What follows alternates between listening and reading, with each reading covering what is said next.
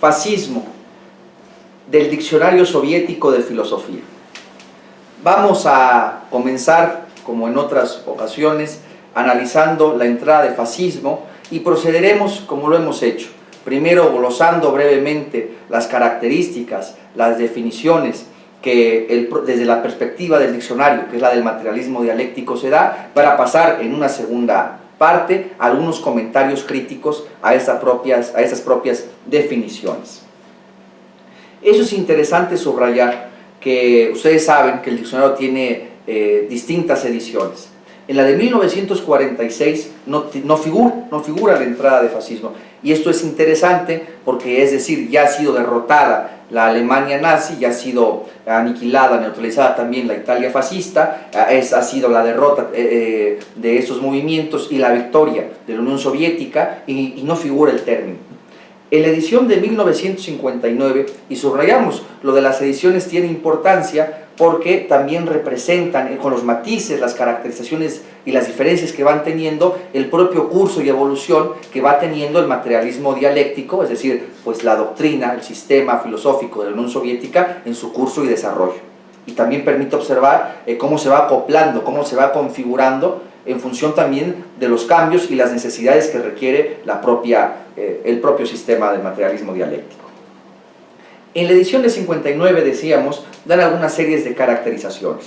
La entienden en primer término como la forma, y es textual, más reaccionaria y terrorista de lo que ellos llaman de la dictadura del capital financiero, por la burguesía imperialista contra la clase obrera y los elementos progresistas de la sociedad. Es decir, es un movimiento, es una reacción terrorista destinada a neutralizar a los movimientos, a la lucha de la clase obrera y a lo que ellos entenderán como movimientos progresistas. El otro elemento es que es una reacción propia del capitalismo en su etapa superior del desarrollo, que es la etapa imperialista. Esto en abierta alusión y en reminiscencia a la tesis leninista de Lenin. El otro elemento es que es una prueba de que la burguesía es ya incapaz de gobernar por los medios normales democráticos y tiene que recurrir a este momento de excepción, con la supresión de las libertades públicas, de las libertades democráticas y de supresión de las organizaciones obreras y progresistas, como ellos subrayan. También entienden al fascismo y lo caracterizan como el proceso de desencadenamiento y de preparación a lo que entienden como la guerra de rapiña, con el fin, y es textual, de esclavizar a los pueblos independientes y conquistar el dominio mundial. Es decir, le dotan al fascismo como una tendencia expansionista, imperialista de todo el mundo, hacia todo el mundo, hacia los demás estados. Hacen matices históricos diciendo que fue instaurado primeramente en Italia, seguido de la Alemania nazi, instaurado después en España, en Polonia, en Bulgaria. Y hacen aquí también un matiz muy importante en lo que ellos entienden como la cuestión del ascenso de estos movimientos entre los distintos estados, debido también a la pasividad, particularmente en Alemania, de la socialdemocracia. Es decir, una cuestión muy fuerte que siempre criticó desde la perspectiva comunista soviética a la socialdemocracia, particularmente en Alemania, que es ante la inacción, la pasividad de la socialdemocracia alemana, que puede llegar Hitler a la Cancillería y luego pues montar el partido único. Y eso se entenderá, y de ahí vendrá la tesis de Stalin, siempre tan manifiesta, como el socialfascismo, es decir, es esta traición de la socialdemocracia. Otro elemento que considera también el diccionario es que además de esas cuestiones, el fascismo también tiene un aspecto ideológico, filosófico y moral, entendido, o así lo asigna lo comprende el materialismo dialéctico, como de odio al hombre, de racismo ligado a la eugenesia, según la cual, eso es importante subrayarlo, la burguesía de cada país sería la única raza superior. Y ahora abundaremos en ello.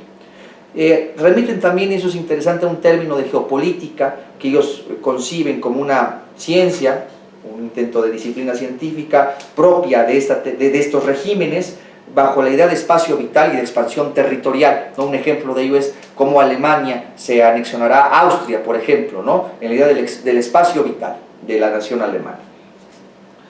Lo ligan también a términos muy comunes que se usaron en la época y desde el materialismo dialéctico, como de destrucción de la cultura, dicho así sin más parámetros, la cultura, y eso lo subrayan y es interesante, la supeditación de la razón a lo irracional y a la voluntad.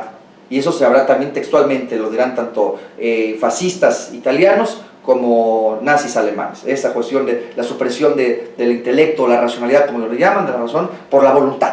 Entonces eso lo dirán con insistencia también desde su perspectiva. Y finalmente aquí subrayan con mucha fuerza que es un mérito del pueblo soviético y para toda la humanidad. Entonces, esto lo dicen así tajante, es un mérito del pueblo soviético y un logro para toda la humanidad, que lo han hecho ellos, la Unión Soviética, es aniquilar, haber participado en la aniquilación del fascismo y particularmente de la Alemania nazi, ¿no? En la lucha contra el fascismo. En la edición de 65, siguiendo esta cuestión, pues lo califican de dictadura terrorista, añaden términos como chauvinista, es una reacción imperialista del capital financiero, desencadenaron la Segunda Guerra Mundial, y añaden estos elementos al frente de las fuerzas anticomunistas, subrayan el carácter anticomunista del fascismo. Y añaden elementos como el irracionalismo, el chauvinismo, los racismos extremos, el oscurantismo y el antihumanismo. Es importante, ¿no? El materialismo dialéctico sería, de alguna manera, el marxismo como una especie de humanismo. Eso también es verdad. En la edición de 84, que ya es la última edición, la definición es semejante. Pasando a la parte crítica, usando estos elementos que visualizan, que hacen un cuadro general de la concepción que tiene el materialismo dialéctico del fascismo, habría que hacer algunas matizaciones. Comenzaremos primeras con estas aclaraciones. En primer lugar, cabría decir y establecer que el fascismo es tanto una ideología como un sistema de gobierno, como una forma que configuró las sociedades políticas. Y eso es muy importante. Vamos a hacer la primera parte crítica. Aquí se subraya con mucha claridad una cuestión de clases, ¿no? Es decir, es una reacción ya sea de la burguesía imperialista o será la burguesía de estos países la que será la raza superior. Esa es la primera crítica que hacemos. En la concepción de conflicto entre clases que asignan a los movimientos fascistas, ellos siempre lo van a ver, y el marxismo soviético lo va a ver así, como un conflicto de clases entre proletarios y burgueses. Esa es la cuestión central. Y en realidad, esta lucha de clases reducidas a estos términos no nos lleva a comprender lo que configuró y permitió desarrollar a los movimientos fascistas. Es decir, la dialéctica de clases es mucho más rica, ¿no? Y habría que subrayar que en muchos casos una de las tesis más contundentes tanto del fascismo italiano como del nazismo alemán es incluso la supeditación de las clases propietarias o de la burguesía al Estado. Eso es muy importante, es decir, que internamente en cada Estado no podría entenderse sin más como una reacción de la burguesía. Eso es muy importante. Hay otras clases que se ven inmersas en esos movimientos. Incluso en el fascismo italiano siempre propugnó porque se fueran movimientos de masas, y de hecho lo fueron. Es decir, con participación de obrera popular. Eso es muy importante. Es decir, la dialéctica de clases que permite el ascenso de estos grupos, no solamente de unos sectores, terminan convirtiéndose, en el caso del nazismo, por ejemplo, en movimientos de masas, de un amplio respaldo popular. Y esto es real. Es decir, la dialéctica es mucho más rica y diversa. Y aquí hay algunas contradicciones propias de comprender siempre a la historia como una cuestión de lucha de clases, omitiendo el conflicto entre estados, lo que siempre hemos de subrayar, que es muy importante. Cuando hablan de una reacción de la burguesía imperialista o del capital financiero, pero aquí hay una contradicción enorme, es decir, ¿serían dos burguesías que se enfrentan acaso? Eso es muy importante, pues es una reacción de la burguesía imperialista para someter a los pueblos independientes o a la clase obrera. Por aquí las contradicciones surgen. Tendrían que entenderse que cuando Alemania ataca a otro país, o ataca, por ejemplo, el caso de Austria, por ejemplo, o la de Francia, que más sonado todavía, es que se enfrentan dos burguesías imperialistas. Es decir, son las contradicciones internas de los que el marxismo soviético no tiene elementos filosóficos ni de teoría política para poder discernir lo que está pasando. Y eso fue una tesis que subrayó sobre todo Jorge Dimitrov, ¿no? En la comprensión en un congreso de la Internacional Comunista, que asignan al fascismo estas cuestiones, que es una reacción de la burguesía imperialista. Y no es así en realidad, ¿no? Son las contradicciones, ¿no? Primera contradicción es que se trata, por ejemplo, cuando Alemania ataca a Francia, de que una burguesía se enfrenta a otra burguesía. ¿Lo entenderán así? Pues es una contradicción insoluble desde el marxismo soviético. Ese es un elemento. El otro elemento que permite observar cómo el marxismo soviético quedó totalmente encuadrado, sin poder comprender los procesos y otros fenómenos que estaban pasando, es cuando asignan, ¿no?, que ante el racismo tan fuerte, sobre todo en el caso del nazismo alemán, de una cuestión racial a rajatabla, que textualmente se decía totalmente antijudía y totalmente racista, la pureza y la sangre aria, esto es real, pues ellos lo asignan como la burguesía de cada país es el grupo superior. Mentir. Aquí, aunque podrían entender esas cuestiones desde una cuestión de clases, bajo otros criterios, clases bajo razones biológicas, por ejemplo, ya no solamente bajo los parámetros del marxismo, frente al modo de producción, pues queda totalmente también en una incapacidad del materialismo dialéctico en esos casos para entender y para poder incluso destruir la propia presupuestos y fenómenos en marcha de estos fascismos, que se podrían entender así. Entonces es un elemento. Diríamos que la primera crítica es que ante esa perspectiva totalmente de lucha de clases, además encuadrada, no solamente ya de reducir una lucha de clases, sino encuadrada entre dos bloques, burgueses y la clase proletaria, en algunos momentos campesinos, pues queda totalmente atravesado, sin poder comprender la riqueza de fenómenos que se está pasando ahí. Eso es lo primero que tendríamos que decir. Porque cuando hablan de burguesía imperialista y de conflicto de burguesía imperialista, donde dicen ellos de expandirse hasta incluso al dominio mundial, proyecto que figuraba en las propias perspectivas del fascismo y del nazismo, pues quedan totalmente disueltas cuando se habla de burguesía imperialista. Es un problema de estados, segunda crítica, ¿no? No es un problema de clases ni de burguesías, ya decíamos la contradicción. Tendrán que asimilar que una burguesía se enfrenta a otra burguesía, sino de estados. Cuando Alemania ataca a Francia, cuando Alemania se anexiona a Austria, eso es fundamental. O incluso ante la propia situación de crisis tan fuerte a la que llega la sociedad política alemana, ¿no?, de que se llega a esta estructura de sociedad política que fue la que configuró el nacionalsocialismo alemán, es incluso en una reacción directa ante una invasión o ante un avance de la Unión Soviética también. Es decir, el problema también es de estados. Desde luego que hay un problema, hay una fase de dialéctica de clases muy diversa, fuera de este dualismo obreros burgueses, o burguesía imperialista, etcétera, sino también de estados. Eso es fundamental. Hay que recordar también que, por ejemplo, en el caso de Croacia, los campesinos fueron base para esos partidos filofascistas, llamémoslo así. Entonces, primer crítica, ¿no? Es decir, el primer elemento, que no se puede reducir a una cuestión de clases y que aún habría que considerar la gran inmersión que tiene el conflicto de estados, la dialéctica de estados, y que la diversidad de dialéctica de clases que hay en cada estado y que configuran estos movimientos hacia la estructura de sociedades políticas de este corte, pues se dan de una manera más rica y más diversa esa dialéctica de clases. Bien, segundo elemento, de segunda parte de esta crítica que vamos a hacer. Se ha entendido el fascismo como la forma más reaccionaria, y usan esos términos, cavernícola, oscurantista de la derecha, la extrema derecha por antonomasia, ¿no? Si el fascismo es la extrema derecha por antonomasia. Y sin embargo, para hablar de derecha y de izquierda necesitamos necesariamente contar con una teoría política, con una teoría del Estado y con una teoría de la derecha y una teoría de la izquierda. Eso es fundamental, porque si no estamos hablando simplemente sobre puras caracterizaciones, sobre vaguedades. Ahora bien, vamos a basarnos en este momento, como siempre a lo largo de nuestros comentarios, en las obras del materialismo filosófico de Gustavo Bueno. Vamos a remitir en este momento al libro en donde Gustavo Bueno teoriza estos elementos, que es el mito de la derecha, que tenemos acá. Y partiríamos de lo siguiente. En el caso de la derecha, y ahora matizamos, porque habría que considerar al fascismo y al nazismo y otro tipo de fascismos de derecha, habría que aclarar lo siguiente, que se trata de conceptualizar, de definir estas ideas, de izquierda y de derecha. Eso es fundamental.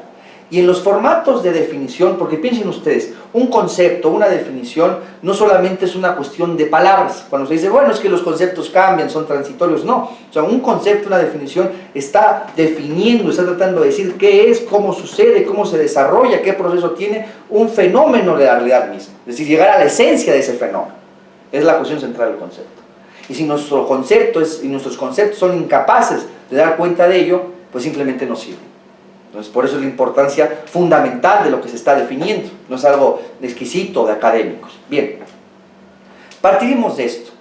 que usualmente las definiciones que se dan de derecha y de izquierda siguen los formatos de señas de identidad, de características, ¿no? La derecha es tal, es conservadora, tiende a mantener los privilegios, etcétera, etcétera. La izquierda tiende a la democracia, a la libertad, etcétera. Y sin embargo, cuando uno analiza la diversidad de generaciones, de tipos de izquierda que ha habido, vemos que esos conceptos son totalmente oscuros y no nos ayudan a poder entenderlo. Por eso decimos que habría que partir de cómo vamos a definir, qué formato de definición vamos a tener. Y partiendo del mito de la derecha y de su correspondiente, también otro libro de Gustavo Bueno, El mito de la izquierda, se parte de lo siguiente. Habría dos formatos de definición que seguir, y que no asusten los términos, es muy importante llegar a comprender esto. Hablaríamos de los géneros, para definir, de los géneros porfirianos y de los géneros plotinianos. Los géneros porfirianos serían aquellos de diferencia específica, género próximo y diferencia específica. De alguna manera identificar las características fijas que se mantienen y que esos atributos, esas características tendrían todas las clases o subclases, ¿verdad? Elementos al género que se está refiriendo. Esa es una cuestión. Que son esas definiciones que seguimos, ¿no? Que estábamos diciendo, fijas, pero que no nos ayudan a comprender algo que es evolutivo, algo que tiene un desarrollo histórico, y ese es el gran error. Entonces, el formato al que nosotros referimos de definiciones muy importante son los que denomina el maestro Gustavo Bueno géneros plotinianos. Es decir, con géneros plotinianos nos referimos a que tienen el género que está englobando, las cuestiones que está englobando, los fenómenos que están englobando, van evolucionando, tienen un ancestro en común, tienen un trasfondo común a partir del cual se desarrollan, y esto es central. Están considerando, por lo tanto, son definiciones de corte histórico, de sucesión, ¿no? De generaciones que se van teniendo. Y esto es fundamental, porque son precisamente estos movimientos en política, esos fenómenos, los que tienen una evolución. Ahora bien, dicho esto, que es importante detenerse en ello, pues siguiendo los géneros plotinianos o histórico-evolutivos para entender a la derecha, diríamos lo siguiente: las derechas se definen en torno al antiguo régimen, y eso es muy importante. Es decir, el ancestro común, el aspecto común del que partirán las distintas derechas es el antiguo régimen, pero eso es muy importante matizar. El antiguo régimen comprendido como una red de estados caracterizados usualmente por el absolutismo y cuya característica central se vería sobre todo en su régimen político de una sociedad claramente estamental, eso es fundamental, con la aristocracia y en su evolución con ciertas ascenso de aristocracias comerciales, etcétera, pero una sociedad esencialmente estamental ligada a la monarquía y el altar, al trono y al altar. Habría que entender al antiguo régimen de esta manera, como una red de estados con estas características en su régimen político. Pero ahora bien, el régimen político del antiguo régimen por sí mismo no es de derecha, es decir, es ante el empuje, es ante la acción revolucionaria de la izquierda. Hablamos generalmente en Francia a partir de la Revolución Francesa, de la Gran Revolución de 1789, que se da allí, es decir, no es una casualidad, se da en Francia porque ahí estaban las condiciones dadas para una crisis de ese tamaño, tanto de un conflicto interno de clases ante el ascenso tecnológico en su cuestión agrícola, de desarrollo económico, como también enmarcada en los conflictos entre estados, ya sea España, el Imperio Británico, etc. El Sacro Imperio Romano Germánico existía aún, es decir, se encuentra encuadrada de tal manera que se dio las condiciones en la Francia de Luis XVI para que se diera una crisis de estas magnitudes. Es decir, la derecha, aunque alineada, definida en torno al antiguo régimen, no es que el antiguo régimen sea por sí de derecha, es justamente la reacción del antiguo régimen al empuje de estas izquierdas, de la izquierda francesa, la izquierda revolucionaria francesa, en que reacciona. Es decir, la derecha solo se da derecha en la medida en que reacciona a la acción de la izquierda. Eso es importante. Aunque objetivamente las instituciones del antiguo régimen, por obviedad, preceden a la propia izquierda. Eso es importante. De tal suerte que hablar de derecha antes del surgimiento de una izquierda o de la Revolución Francesa simplemente es un anacronismo. No serán de izquierda ni de derecha. Eso sería fundamental partir de ahí. Bien, en torno a esas caracterizaciones, habría que decir que, aunque tienen un fondo común unitaria, y la derecha pues por tanto una idea positiva, unitaria, genérica, ¿verdad? Y la izquierda será por tanto una idea negativa, es decir, es en contra del antiguo régimen, por lo tanto plural y amorfa frente a la unidad primigenia de la derecha. Eso es importante decir, ¿verdad? Pues se hablará de modulaciones. Eso se dirá también que aunque la derecha tiene un trasfondo común, es una idea positiva, unitaria, que es el antiguo régimen, no quiere decir que sean las mismas derechas, que también hay diversos tipos de derechas, que llamaremos modulaciones. Modulaciones sobre todo por esta razón. No hablamos, por ejemplo, de generaciones, ¿no? Sino hablamos de modulaciones. ¿Por qué? Por el trasfondo común, unitario, que es el antiguo régimen. Por eso hablamos de modulaciones, de un mismo desarrollo. Bien. Dentro de esas modulaciones, y avanzamos para poder entender lo que es el fascismo, es decir, es necesario movilizar todos estos recursos para poder entender qué es el fascismo, y por eso hacemos esta exposición dando estos elementos, además considerando que la entrada de derecha no figura en el diccionario, de tal suerte que aprovechamos esa entrada para glosar y comentar estas cuestiones. La primera modulación de la derecha, de esta derecha tradicional, o alineada. ¿Alineada en qué sentido? Al antiguo régimen serían las siguientes. La derecha primaria. O sea, la derecha primaria es justamente la reacción ante el empuje de la izquierda. Es la reacción a la izquierda. Ahora, eso es muy importante. El antiguo régimen y las propias derechas que van reaccionando contra el empuje de la izquierda también buscan y se van transformando al propio antiguo régimen. Pero eso es muy importante. Sería aquella fórmula de cambiar todo para que todo siga igual. Es decir, hay propias matizaciones dentro del antiguo régimen, pero para mantener el statu quo, ¿verdad? Para mantener el antiguo régimen. Es lo que don Gustavo denomina transformaciones idénticas. Sería hacer ajustes al antiguo régimen, pero para mantener sus estructuras esenciales. Es la cuestión central, ¿no? Bien.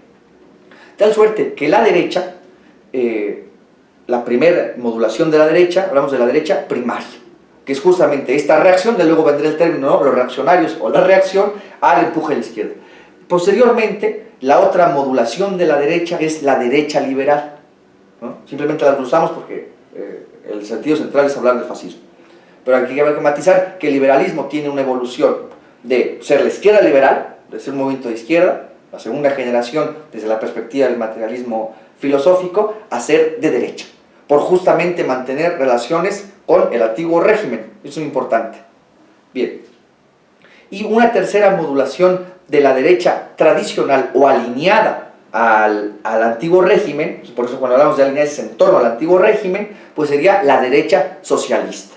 Para quien pueda causar esto una gran sorpresa o gran estupor, diríamos lo siguiente: remitimos a la entrada socialismo, también comentada de este mismo diccionario, donde se expone ahí la idea del socialismo y cómo poder entenderse de otra perspectiva.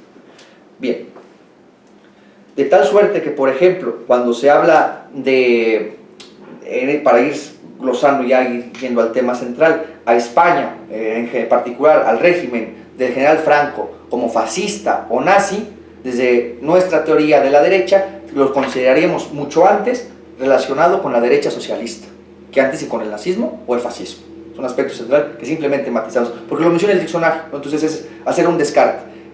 Cuando hablan de España sería totalmente impreciso, totalmente erróneo clasificar al régimen del general Franco como fascista o como nazi. De ninguna manera, sería de corte de derecha socialista. Bien, aumentando. Dentro de esta conceptualización de la derecha que decimos, aprovechamos la entrada de fascismo, puesto que no cuenta el diccionario con esta acepción, pues hay otro tipo de derechas. El otro gran tipo de derechas, esas decíamos son las derechas alineadas. Alineadas, insistimos, en torno al antiguo régimen. Hay otro tipo de derechas, y esas son las dos grandes caracterizaciones que desde el materialismo filosófico y la teoría política materialista se hacen. Las derechas alineadas que hemos expuesto ahora en torno al antiguo régimen, y las derechas no alineadas. Contamos con dos grandes grupos y con sus tres modulaciones. Las derechas alineadas en torno al antiguo régimen, la derecha primaria, la derecha liberal, la derecha socialista, y las derechas no alineadas. Es decir, aquellas que no tienden, ni reivindican, ni giran en torno al antiguo régimen. Eso es muy importante. Que evolucionan, que tienen ciertas analogías con la derecha, o que han surgido de la propia derecha, pero van evolucionando en otro sentido, a partir de las propias transformaciones que ha tenido el antiguo régimen, pero que no reivindicarían ni se podrían tener en relación o sucesión con el antiguo régimen. Por eso hablamos de derechas no alineadas. Ahora bien, vamos a hacer una tesis fuerte, pero muy importante de considerar. El fascismo italiano y el nazismo alemán bien podrían considerarse como de derechas como de izquierdas. Y eso no es una cuestión de indefinición, porque claro, en torno no son la derecha tradicional ni la izquierda tradicional referida al antiguo régimen, podrían ser ambos. Es una tesis que en el mito de la derecha se tiene. Claro, porque no están definidas en torno al antiguo régimen, y en tanto no son tradicionales y no son alineadas, podrían considerarse como ambas. Y no han sido pocos, claro, si lo manejamos desde la perspectiva de derecha, por el libro que lo comentamos, pues lo consideramos de derecha, pero no han sido pocos las analogías que han hecho de características que ha tenido la Unión Soviética en la época de Stalin, por ejemplo, con el propio nazismo alemán. Y eso es importante, el papel del Estado, los sindicatos, el modelo de partido único, por ejemplo, ¿no? Esos son elementos a considerar. Y glosando, para ir cerrando este comentario, decimos, lo hemos hecho amplio para aprovechar y hablar del concepto de derecha, ir diferenciando, lograr diferenciar qué es el fascismo, pues habremos de decir lo siguiente. Primera característica, el fascismo y el nazismo habría que clasificarlos como de derecha no alineada, y esto es fundamental, el primer matiz, ¿no? El primer elemento, eso es fundamental contar con ello.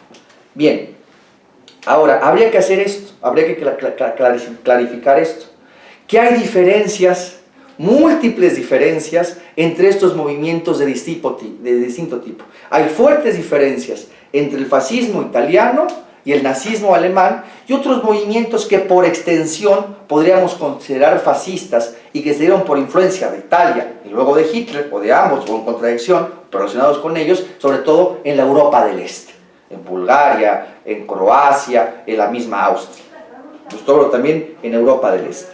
Diríamos y glosaríamos lo siguiente.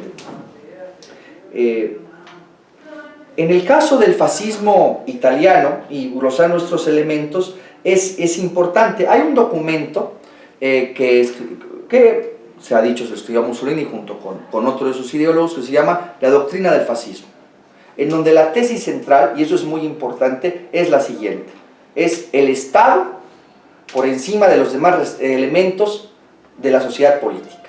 Es decir, aquí podría caber una confusión de qué se entiende por Estado, sea a toda la sociedad política o a la capa de la sociedad política del régimen político, digamos así, de la capa gobernante, ¿verdad? Diríamos nosotros de la capa conjuntiva. Para esto remitimos al comentario base y superestructura de este mismo diccionario, ¿verdad? Es decir, que nada quedase fuera del régimen político, todo encuadrado. Eso es muy importante, es una tesis muy fundamental. Es el aspecto del Estado y la economía intervenida también por el Estado y el papel corporativo que se le da. Y la supresión, por ejemplo, aquí, de concebir ya no como la lucha de clases, sino como la unidad de todas las clases sociales, que en el fascismo italiano es un elemento recurrente, en torno a una unidad histórica que es la nación y es el Estado. La supresión es el ataque que siempre se hizo al marxismo desde las perspectivas del fascismo italiano. Eso es importante. Entonces, claro, cuando algo se critica o se dice eso es fascista, pues habría que preguntar si tiene esos elementos, por ejemplo, con este papel del Estado tan determinante en la sociedad política y en su proyecto. Bien, hay otro caso interesante también, glosar nuestros elementos, por eso lo hemos hecho un poco más extenso este comentario, que es el caso austriaco. En Austria, y aquí se ve, y eso es fundamental, analizando los matices y las diferencias tan amplias que hay entre esos propios movimientos y las propias contradicciones, cuando llega sobre todo Dollfuss en Austria. Es muy importante, porque en el caso austriaco hay un fuerte componente católico, cosa que no hay ni en el régimen fascista italiano, ni mucho menos en el nazismo alemán. Es muy importante. Es decir, realmente Dollfuss viene del Partido Social Cristiano. Entonces es muy importante considerar, también desde el catolicismo se nutrieron estas corrientes ideológicamente. En el caso de Dollfuss hay los mismos elementos. Por ejemplo, aquí la contradicción entre una inspiración fascista de Dollfuss, inspirada también en Mussolini, es que él se niega tajantemente a que Alemania se anexione a Austria. Que Alemania se anexione a Austria. Eso es muy importante. O sea, se niega tajantemente. Es una contradicción clara de parte de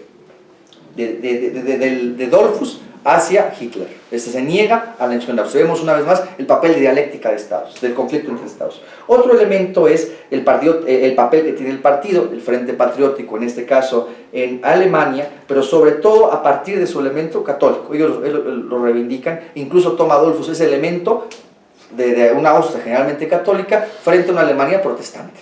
Lo dice tajantemente. Y Dollfuss morirá asesinado por simpatizantes nazis. La contradicción entre esos mismos movimientos es amplísima. Bien, otro caso para concluir y cerrar estos aspectos es también en Croacia, por Ante Pavelić, que formó un partido muy famoso, los Ustaša, ¿verdad?, de inspiración, ahora sí, racista. O sea, hay movimientos fascistas o de ese tipo de fascismos que no tienen un componente racista de este tipo. En el caso croata es importante porque es, unidos en Yugoslavia, la segregación y el racismo hacia los serbios. O sea, aquí es un interesante. En algunos elementos se da el racismo, en otros elementos se da el catolicismo, como en el caso de Austria, y aquí sí hay un componente racial que lo ligará más hacia, y será un punto de conexión con el racismo que será de los alemanes hacia los judíos y hacia otros pueblos, ¿no? Eso es muy importante. Subrayar eso y simplemente cerrar el caso tan célebre del nazismo, ¿no?, que sigue pareciendo un enigma inexplicable, pero que tiene estos elementos y que es muy importante considerarlo, y con esto cerramos y concluimos. Primero, hubo un folleto abiertamente divulgativo de propaganda que se llamó La economía en la cosmovisión nacional socialista, que escribieron dos ideólogos, Hermann y Rich, ¿verdad?, del partido, hay que recordar el nombre completo, Partido Nacional Socialista Obrero Alemán.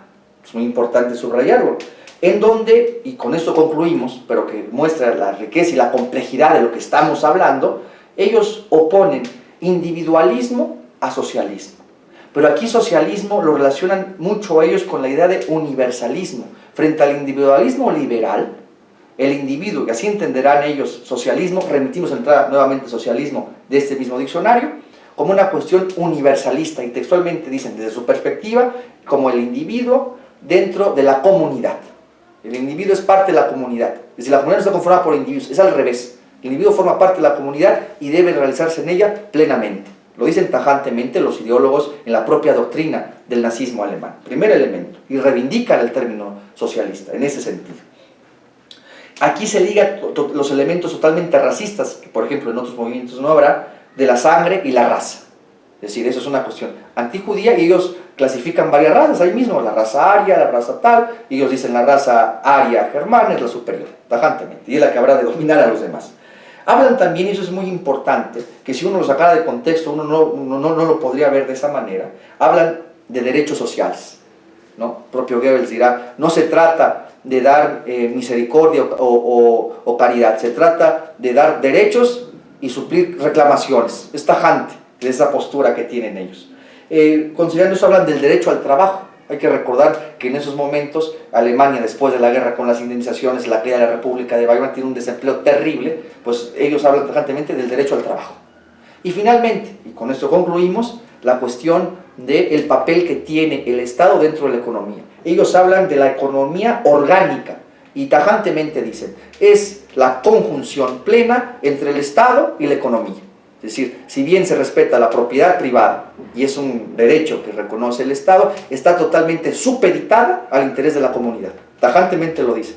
Y hablan de esta economía orgánica, es decir, de plena comunión entre el Estado y la economía. Y lo dicen tajante. Se respeta la propiedad privada, porque la propiedad privada atente contra la comunidad, inmediatamente se debe de poner en primacía el derecho, la primacía de la comunidad, la colectividad, la nación, el Estado. Entonces se tratan de estados totalmente intervencionistas. Bien, y cerramos con esto. Hay que recordar que es también una economía corporativa, que hablan, es una economía corporativa donde hacen sindicatos por industria y clasifican las industrias: industria de minería, industria pesada, industria textil, y cada industria tiene células de lo que ellos llamaron el Frente Alemán del Trabajo. Eso es muy importante. Era la Confederación de Trabajadores del Nazismo, que era un movimiento de masas. Es muy importante considerar. Y hablan también ellos tajantemente contra la especulación financiera. O sea, uno de los programas centrales del programa económico del nazismo alemán es contra la especulación financiera y en pro del capital productivo industrial. Es muy importante. Conclusión, después de estas cuestiones, diríamos lo siguiente. Primer elemento, que remitiendo a la crítica hacia la concepción del fascismo del diccionario, carecen de los elementos suficientes, de los aspectos teóricos, políticos, filosóficos suficientes para poder entender los fenómenos, acontecimientos y doctrinas del fascismo y del nazismo, en ese sentido. Primer elemento. Segundo, que quedan totalmente atravesados por el criterio de una lucha de clases totalmente difusa, que no se distingue entre burguesías, en fin, y además enclavada entre dos bloques: obreros y burgueses, y que no es verdad, que esos fueron también movimientos de masas. Y segundo, que obvia el aspecto de estados, que realmente es un conflicto de estados cuando Alemania avanza y se expande, e Italia igual, ¿no? Cuando con la invasión con Abisinia, por ejemplo, no se diga alemán. Bien. Tercer elemento, que cuando se diga fascismo, que hoy se usa prácticamente como un insulto, totalmente irracional, injustificable, cuando se acusan de fascistas, pues realmente no se sabe lo que se está diciendo.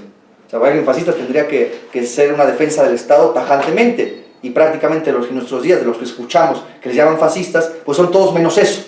Entonces realmente es una impropiedad y un error tajante, imperdonable, decirles así.